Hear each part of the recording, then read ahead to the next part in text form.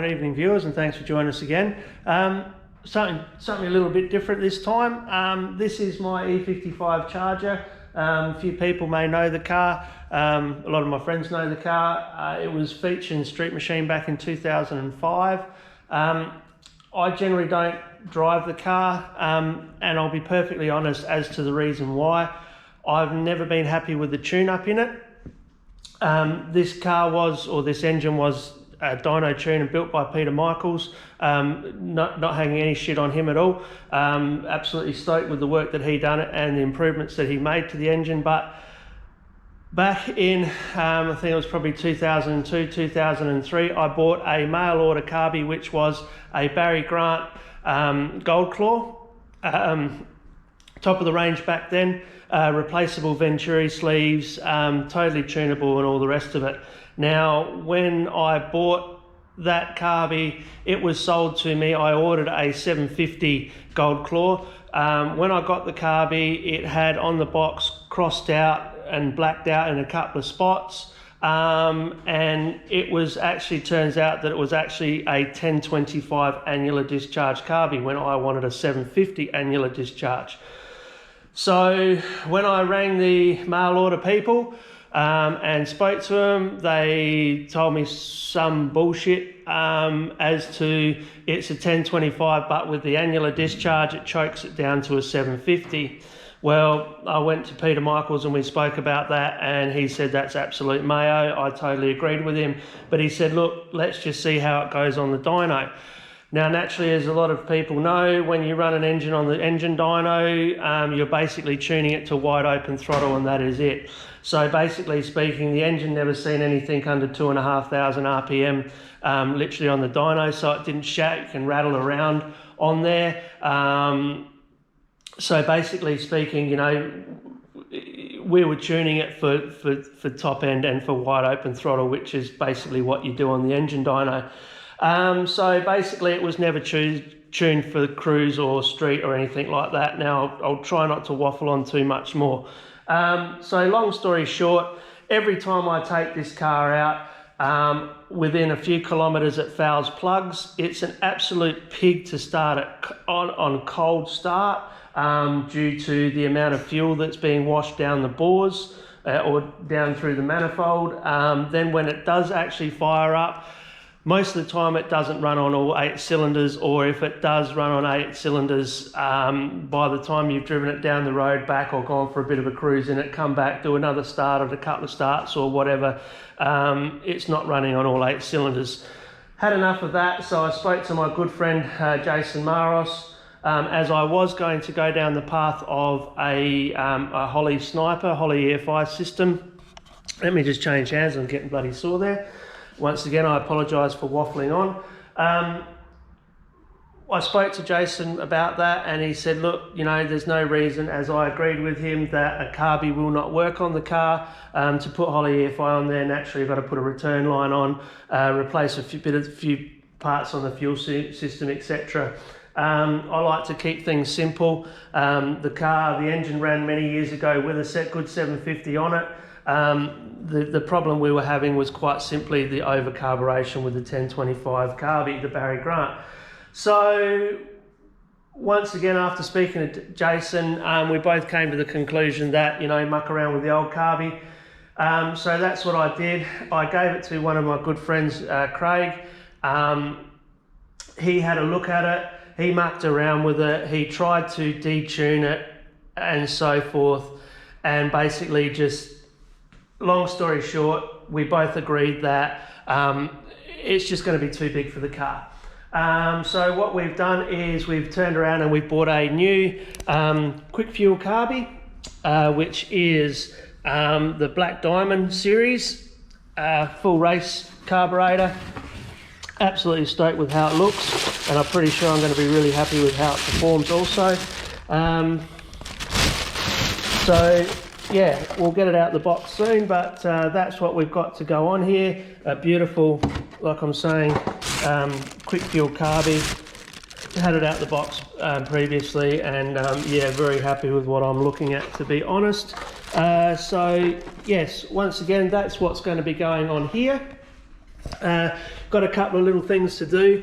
The quick fuel, as Craig pointed out to me, just mill this back a bit so that it fits the gasket, so that we haven't got any interference with any of the air bleeds, etc. So yeah, so what we'll be doing in this video is getting the Carbie on there, doing a plug change, and I'll show you how black the plugs end up as well.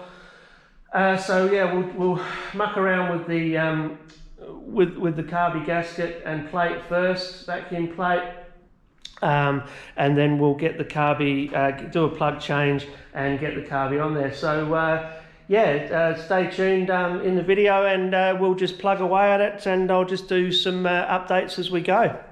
Okay, so I've done a plug change and also just clearanced all around the inside of the gasket here, just so that it's not hitting on anything at the bottom of the Carbie or interfering with any air bleeds and stuff like Craig's asked me to do. I will at one stage get this in the near distant future milled out to the opening of this gasket. As you can see, the plugs are a very bad state. That's literally after not a lot of driving at all. So as you can see, yeah, they're pretty well fouled, you know. I mean, yeah, anything's going to struggle with them in them. So yeah, we've got the Carbie ready to go on now. Once again, very happy with all this. Craig has put some fuel bowl extensions on there for me, or fuel line extensions, whatever you want to call them. Now this Carbie is not straight out of the box. Craig has actually tore it all down, cleaned it all out for me, and he has also put, I'm not 100% sure what he's done, but he's told me he's put at least a power valve in there, and a couple other bits and pieces that he's done, because apparently these are extremely rich out of the box. So if I was just to bolt this on straight onto the car as it is right now, or as it was, sorry, out of the box, I probably wouldn't be benefiting much whatsoever. So Craig set up a few of these on small blocks, or a lot of these actually on small blocks. And you know, once again, this is 355, so 340 stroke 355 cubic inch. Heads are W2 aluminium battens, rectangle port. They flowed 300 CFM, which is, you know, around about 600 horsepower. We've got a big roller cam in there. The cam's probably too big for it as well. You know, just once again, that was what was in the engine when I bought it. And we went ahead, freshened it up, but once again, you know, it made 520, so we were happy. You know, it is a nice thing, as you'll see once we get it up and running. So yeah, what I'll do now is I think that's, yeah, pretty much. I mean, you know, there's a lot of other really nice stuff internally as well, but I won't go baffling on about that or waffling on about that. So yeah, so what I'll do now is I'll get the quick fuel Carbie on there, get that in place, and yeah, and get on with it.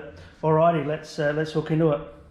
Righto, so we've got our quick fuel Carbie on there. Really happy with how it looks with the colour scheme, with the black Mopar rocker covers and so forth. Yeah, really happy with that, and I'm pretty sure I'll be happy with how it performs as well. Just got to get the air cleaner stalk or threaded rod off of Craig, off of the old Carbie, and just the little ball end there for the accelerator cable. But apart from that, you know, we're ready to go. So I've already put some fresh fuel in it. Just got to bleed the fuel up to the fuel line here. I just disconnect it here and just run the pump for a bit and just get some fresh fuel through it, get through the stale stuff from out of the fuel line, and as well, since that we've, like I said, we've drained it and put another 30 litres of premium unleaded in there. I know a couple of you, or there's probably a lot of you saying, well, you know, why didn't you just change the Venturi sleeves in the old Carbie, you know, considering that it's a Barry Grant Gold Claw that's adjustable from 600 CFM. I think it comes from memory, 600 CFM. There may even be 5 different CFMs you can do with that Carbie, from about a 650, I think it's a 650, 750, 850 and 1025 annular, so you change the choke tubes. Well, that would have been good and well if we could still buy the choke tubes. You can't buy them anymore. We tried for a couple of weeks through a lot of sources, and we just couldn't find any.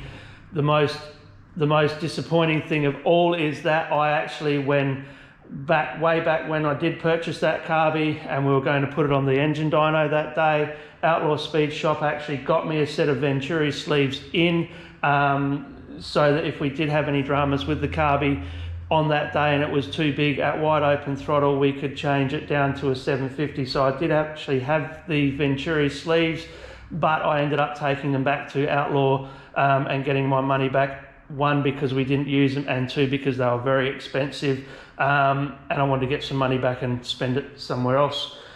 So yeah, that's the most upsetting thing of all, is that I actually had a set of the 750 Venturi sleeves that we never used. So anyways, long story short, we've got the 750 quick fuel on there now. Once again, very happy with how that's looking on there. So next is to fire it up. So Craig's coming around in a couple of days. Yeah, we'll fire this thing up, and you guys will. I'll run the camera on the tripod or whatever, and you can see how it goes, and then I reckon probably finish this all off with maybe going for a cruise in it as well.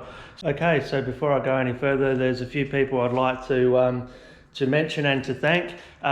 First of all, Peter Michaels for doing such an awesome job on the build of this engine, and for rectifying a few little problems that were in the engine originally. So yeah, once again, thanks again to Peter Michaels at PM Race Engines.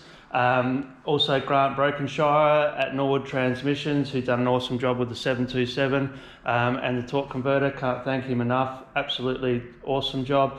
Myself for the diff, naturally. And also I'd like to thank, as always, Jason Maros of Maros Race Engines for always pointing me in the right direction and giving me the appropriate and right advice when I asked for it, and always pointing me in the right direction. So yeah, thanks again to Jason Maros at Maros Race Engines.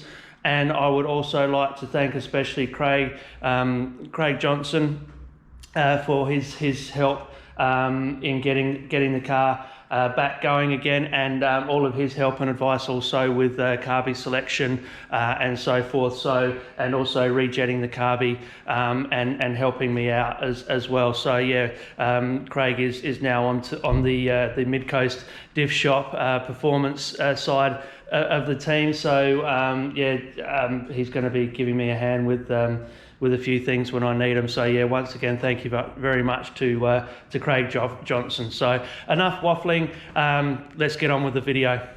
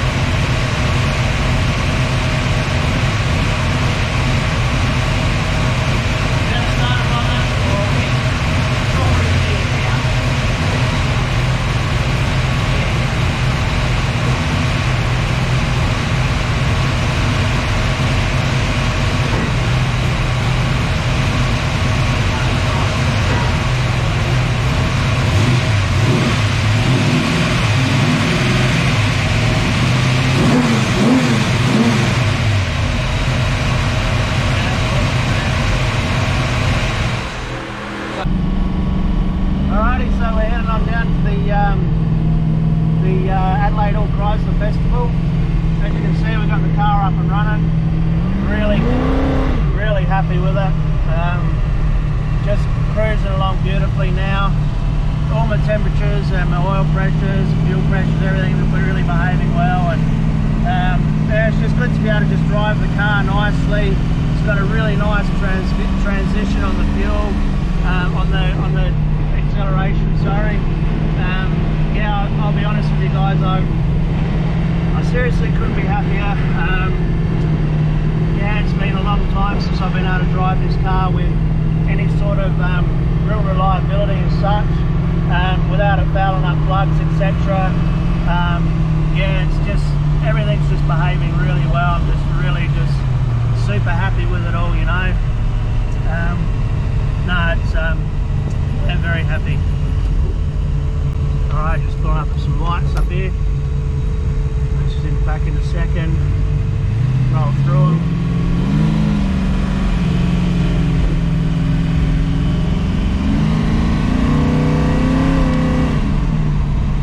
But yeah, just the transition and everything's just really nice.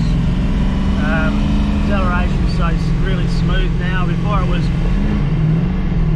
really jerky as such, but now it's just really nice and smooth. Yeah, could not be happier, to be honest. All right, let's go.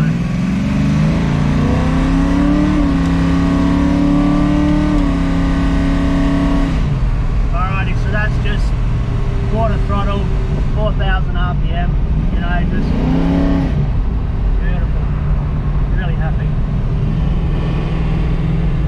That's not even giving it the beans, not just on primaries, not even hitting the mechanical secondaries yet.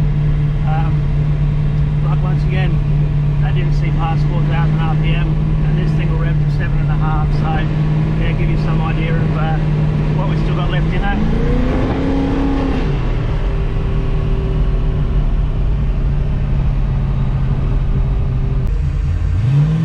Alright, let's go.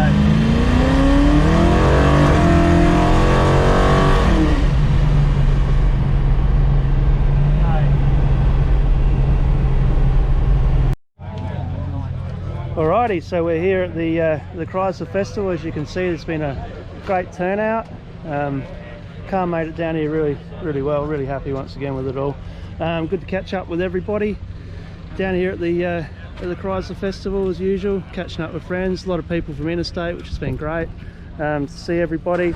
So yeah, so I reckon that'll probably pretty much do us for this video. So thanks for joining us, everybody, and stay tuned, and we'll see you when we're looking at your next Mid Coast TIFF shop.